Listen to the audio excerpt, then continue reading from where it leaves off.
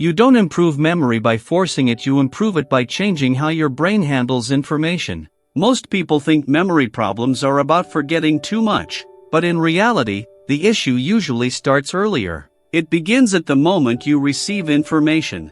If that moment is weak, rushed, or distracted, the memory never forms properly. And if it doesn't form properly, there's nothing to remember later. That's why you can read something and forget it minutes after, or hear a name and lose it almost instantly. It's not that your memory failed. It's that your brain never stored it clearly in the first place. This is where most people focus on the wrong solution. They try to remember harder. They repeat things more often. They rely on reminders. They go back and reread. But memory doesn't work well under pressure. It works well under the right conditions. To boost memory naturally, you need to improve those conditions. The first step is improving attention at the moment of input. Your brain can only store what it actually processes. If your attention is divided, the information stays shallow. You see it, but you don't absorb it. This is why reducing distractions during important moments makes such a difference. When something matters, give it full attention even if it's only for a short time.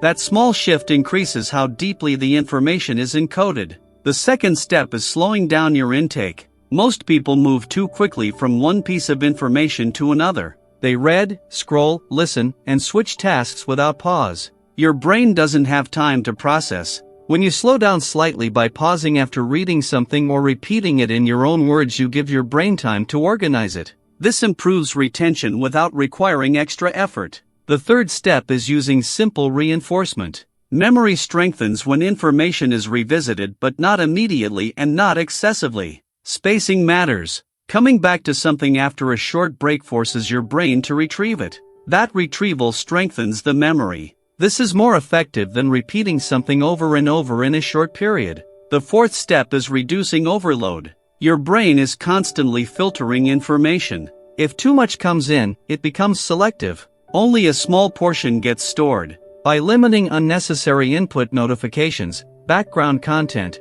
constant switching, you reduce the pressure on your brain. This allows it to focus on what matters. The fifth step is supporting mental clarity. Fatigue reduces your ability to form memories. Even if you're paying attention, a tired brain processes information less effectively. Sleep is essential, but so are small breaks during the day. Short pauses allow your brain to reset and improve how it handles new information. The sixth step is linking information. Your brain remembers better when new information connects to something you already know. This creates structure. Instead of storing isolated pieces, your brain builds a network. You can do this by asking simple questions. How does this relate to what I already know? That connection makes the memory easier to retrieve later. The seventh step is consistency. Memory improves when your brain operates under stable conditions. Irregular routines, poor sleep, constant distraction, inconsistent focus make performance unpredictable. When your daily habits are more consistent, your brain becomes more reliable. But there's something deeper that ties all of this together. Your brain operates in different states. Some states are reactive, focused on responding quickly. Others are more stable, supporting learning, memory, and deeper thinking. If your brain spends most of its time in a reactive state, memory becomes less efficient. You may still be active and busy, but retention is weaker. This is why some days feel clear and others don't, even when you're doing similar tasks. The difference is not effort, it's state. This is the key insight. Memory is not just about techniques, it's about alignment. When your attention, pace, input, and mental state are aligned, memory improves naturally. You don't need to force it. You process better, store more, and recall with less effort. Some people create this alignment through structured routines. Others use intentional focus periods or quiet preparation before important tasks.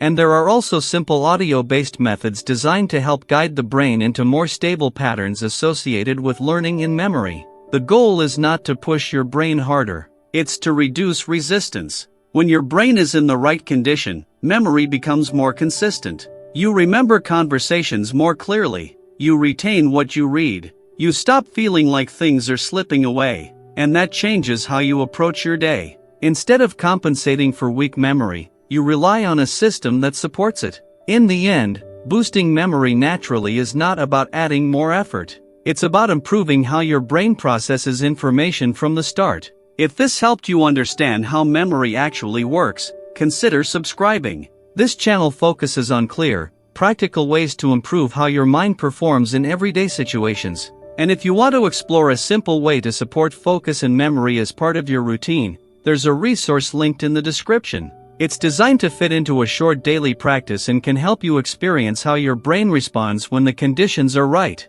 Better memory doesn't come from trying harder. It comes from processing better.